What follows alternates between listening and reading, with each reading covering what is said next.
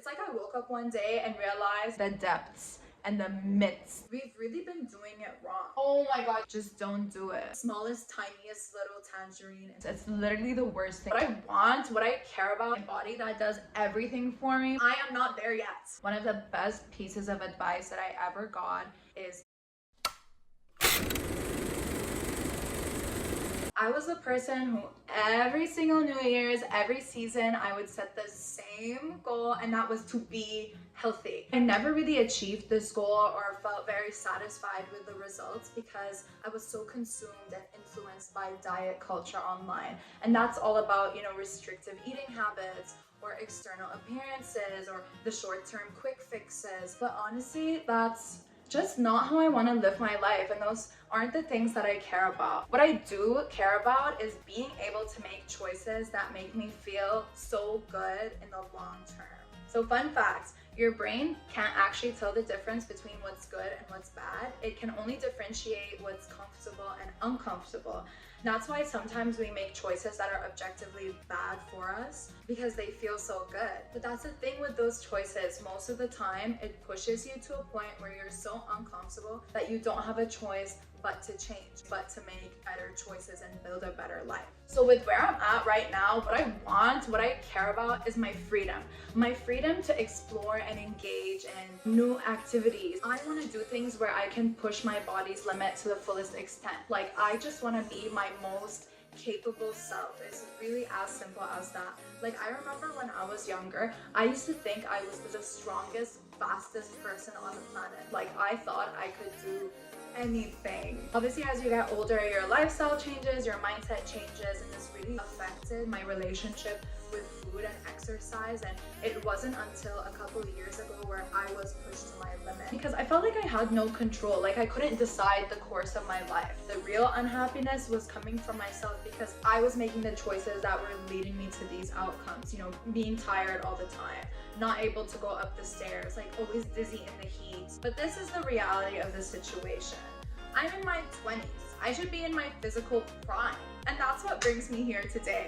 I am starting a new fitness journey in only 7 simple steps. I'm feeling really good about this. Like, I'm pumped. That's why I want to share it with you guys so you can come along or do it with me. Step number 1 is to find the why. Why do you even want to start a fitness journey? You all already know this, but let's get it out of the way. Your thoughts manifest into your physical reality. My fitness journey really began years ago, the day that I started working on my mental health. It's like I woke up one day and realized I love myself. Like, I should be much more intentional and mindful of what I'm letting into my space energetically. What am I gonna be feeding my brain with? What thoughts am I gonna fire and wire today? And the reason that I'm saying this is because this journey at its core is really about self-love. It's pushing yourself out of your comfort zone. It's sometimes making difficult choices just because you want the absolute best for yourself, because you know it's gonna feel so good. Like, if your goals are lose 10 kg in 2 weeks, it's not really coming from a place of love, rather it's coming from a place of lack. What I'm really trying to say is, when you're setting an intention, when you decide you want to start, choose love and not fear. Forget about how your life looks and start focusing on how it feels. Why do I want to start a fitness journey? What is it I really want out of this? The position that I'm in right now is great because I'm motivated, I'm pumped. But sticking to it is really the hardest part. So I need to think about what is the feeling that's really gonna keep me going.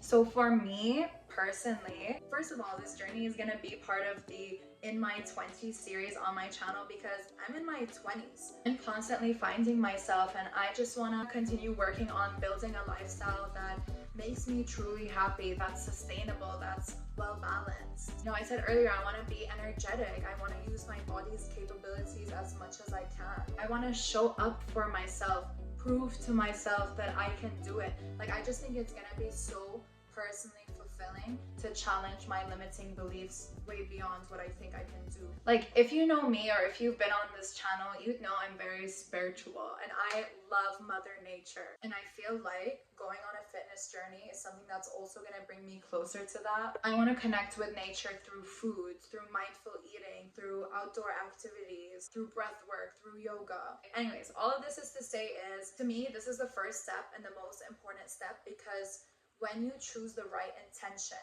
you will get the right and best possible outcome for your life. Step 2 is, what do I even want to achieve?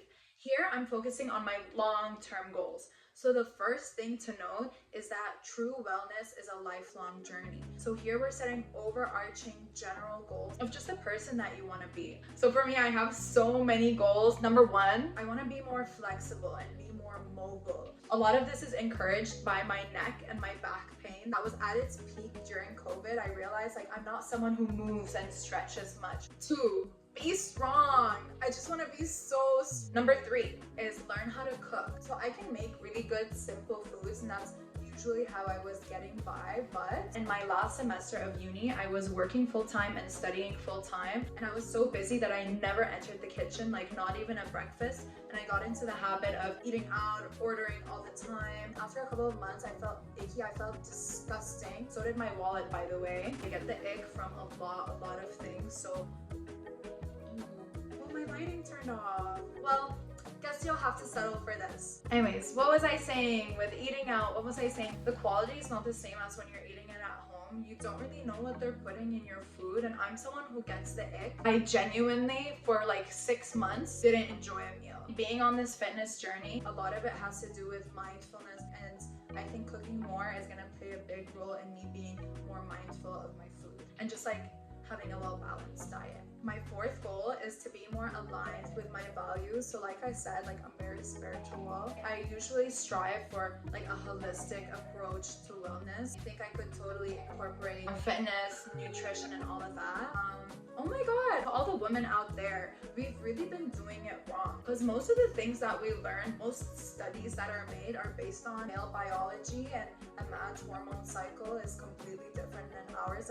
Men reset almost every 24 hours and women reset every 25 to 28 days. And our cycle really impacts the way that we should be sleeping and eating and what workouts you should do and how you should work throughout the day. Like I said, this is a lifelong journey. I'm definitely not there yet, but I'm hoping something I will incorporate is educating myself more on the female body and slowly adapting my lifestyle to what ideally would be working best for me. Also, adding to the point of holistic healing, or just being more in touch with yourself, I think the most underrated way to work on your mental health ever is exercising. I get so much clarity after I do yoga, anytime that I work out usually. Especially as a kid, I used to be in dance every year. I wasn't necessarily good, but the one feeling that was so consistent every time I left class was that I felt this weight off my shoulders. My 5th goal, oh my god, you guys. Hydration, hydration, hydration. I am constantly dehydrated. My skin, my hair, my throat. I'm always thirsty. I'm the type of person, I can have as much coffee and tea as you'll give me. I will have all the coconut water in the world, but just plain water. It's been difficult. This has actually consistently been one of my biggest issues since I was younger. Number 6, I would say to have a faster metabolism and a more proportional body composition. I don't know what my fat percentage is. I don't know what it should be. All of this will come later, but again, this is something that I would like to look at in the long term. And last goal, last but not least, is to educate and adapt. It's important to continuously evolve our understanding of wellness. We're always changing. Science is always changing. So now we're on to the fun stuff. Step number 3 is to create a 3-month plan. We gotta start somewhere. Month 1 is all about establishing foundation. It's all about the building blocks. I have 3 themes that I'm gonna implement. Number 1, hydration. I'm gonna buy a water bottle. I decided that is my first step. I actually used to have one that I lost, and I realized that ever since I lost it, I've been drinking even less than I usually drink. I'm gonna try to drink water when I wake up and before every meal. I think that would be really easy to remember. I'm not gonna set the goal of 8 glasses a day or 6 liters or whatever it is, because I'm not there yet. because I am not there yet. Number 2 has to do with food. I've already been working on this. I've been ordering so much less than before and eating at home more. But the way that I'm gonna push myself to do it is I'm gonna start like a recipe book for myself. I don't know if I'll do this on paper or on my laptop, but I think it'll encourage me to test out all the recipes that I have saved in my TikTok. If I actually really like it and it was easy and I think I could do it again, then I'll just put it in a little book. I think that would be fun for myself, and then I can send it to my friends and we can like exchange recipes.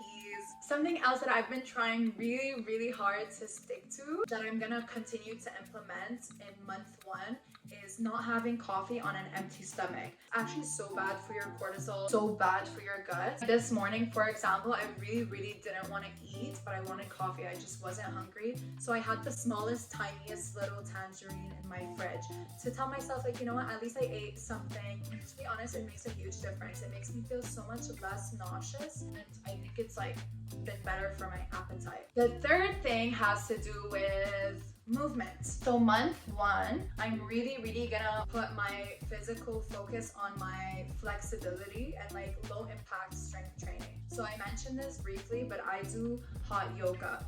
I fell in love because it kind of combines everything that I want to work on. Despite what anyone thinks, it's a real workout. You're working on becoming more flexible. You're working your muscles on actually becoming stronger, and it's good for your mental health because there's a lot of breath work that's involved. So it's like overall a well-rounded, good workout. We started going every Sunday, and we added Pilates, and then we started going multiple times a week. I was actually on vacation, and ever since I got back, I haven't been. But something I would do, even when I wouldn't go to class, was when I would wake up, I would go to the terrace, I would do like a 10 to 15 minute yoga stretching session with like positive affirmations playing in the background. And this is something that in month 1, I want to do every single day. It's just stretch, get moving. Fun fact, by the way, if you guys didn't know this, a lot of negative energy is trapped in different places of your body. And like when you're doing yoga, you're releasing a lot of the negativity that's like stuck inside of you. So for month 2 and 3, I have overall ideas of what I want to do. I haven't said too many details because I don't know what level I'm going to be at by the end of month 1, and I don't want to set myself up for disappointment by setting unrealistic goals. Overall, for month 2, I'm hoping my building blocks are solidified and I can push myself just a little bit farther. For example, something that I want to do is to start meal prepping. Problem with meal prepping is usually I get bored of the foods. I like fresh food. I don't want to do it once a week. I want to do it multiple times a week. I also like don't really know that many recipes. Like I don't know too much of like what to cook that I'll enjoy. But if in month 1 I'm like experimenting a lot in the kitchen, definitely by month 2 I want to at least start meal prepping, you know, a couple times a week. Number 2 is to diversify my activities. Like I said, I'll be focusing a lot on my flexibility in month 1. But in month 2, I don't just want to do yoga. I want to start going to the gym, finding workouts that I like and enjoy and I'm comfortable doing. Like I said, you are working on your muscles in yoga, but I also want to start going to the gym so I can slowly get myself into strength training. I never thought I'd hear myself say that, but I noticed there were 2 weeks that I did so much yoga and I felt so strong that I was craving going to the gym. I was like, I want to lift some weights. Lastly, number 3, in month 2, something I want to implement is intermittent fasting. I'm someone who usually doesn't like this kind of schedule. It feels restrictive to me, but I realized that I kind of intermittent fast anyways in my everyday life. Like I would say 12 hours eating, 12 hours fasting, just because the way that I wake up and eat and sleep, like it just happens to fall in these hours. But the reason that I want to push myself, but the reason that I want to do this is because first of all, I don't like it. I'm not that comfortable with it, so I think I should be pushing myself to do it. Get out of that comfort zone. Number 2, something I've been thinking about for more than a year, something I really want to do in month 3 is to start the 75 hard. Every time I wanted to start it, I always made an excuse. And on top of that, I am extremely terrified of breaking the cycle and having to start all over again. But I feel like if I'm slowly working it on myself, and in month 2 I implement intermittent fasting and I kind of get on a schedule, it will be much less intimidating to start the 75 hard in month 3. Month 3 is the time where I would want to solidify the habit of going to the gym and making it part of my routine. Like at least every single week I could say I went to the gym, like I did a full workout. So the main reason that I'm putting so much emphasis on the gym is that as much as I say, I don't know where I'm gonna be and the world is my oyster and there's so many places to go, currently I'm still living in Montreal, which I love, but Montreal has winter, which I hate. All the ways that I get moving naturally in my lifestyle, all the things I like to do are outdoors and I can't do them in the winter, like going up the mountain or biking. Hey you guys, a couple hours have passed. My phone ran out of storage, and while I was fixing that, I changed into my PJs, I had some lunch, I went on a walk. Anyways, what I was saying is people from hot climates understand how much winter can affect you, and for me, the depths and the midst of winter is when I'm at my absolute worst. And I know it would be hard for me to start the habit of going to the gym in the winter. So I'm hoping in the next few months I can make it part of my life, and then month 3 really solidify that routine and prepare myself for the winter. And to just be consistent all year round.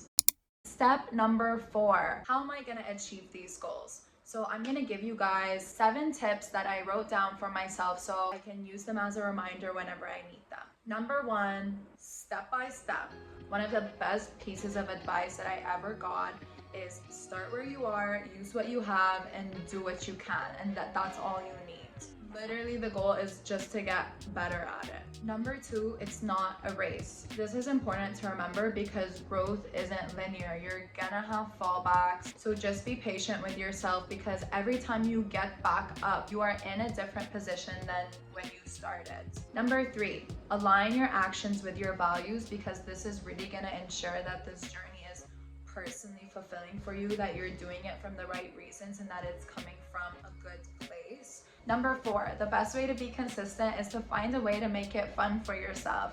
Like I said earlier, I love hot yoga. When I started working out, I used to think exercising was doing burpees. It's literally the worst thing in the world. Of course, I wouldn't want to do it again. Take a dance class, join a running club, maybe hike to a really nice viewpoint that you haven't been to before. And this brings me to number 5, make it part of your life. For example, if you know me, you know I love biking, and it was really easy to make it part of my life because now I use it as a form of transportation. I'm getting moving, I'm enjoying myself, plus it motivates me to do new things or go somewhere new that's far that I haven't been before, because biking there is half the fun. Another thing, one of the reasons that I enjoy yoga so much is because it became like a social event. Like me and my bestie now, we have a routine. We go to the same class with our favorite instructor, we get our favorite coffee after, we chat about the new places opening up, we hang out, maybe we have lunch. There's so many ways to have fun. Like I know there's something in Montreal called a mud run. Like you do a 5K but literally in mud, and it's like an obstacle course. Number 6, listen to your body. Make sure you're being realistic and adapt. This isn't a punishment. If you're doing something that you don't like, just don't do it. Try something else. And lastly, but most importantly, number 7, learn to rewrite your success narrative. Like I told you guys, my wellness journey really began long ago. And at the time, the way that I defined success was by sleeping enough.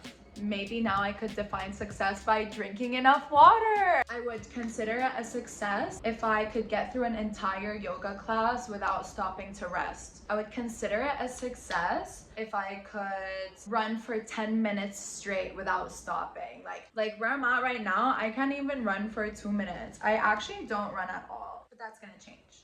Step number 5, identifying obstacles and what to do about them. So what I'm talking about here is really all about the internal. I feel like in a way it can be self-sabotage when, I don't stick to a new habit that I'm building for myself, because it's like, why wouldn't I want to take care of my body? My body that does everything for me, my body that's held up for me even when I haven't necessarily taken the best care of it. In the past, especially when I was in uni, I used to always say that I want to, but I'm so busy, I just don't have time.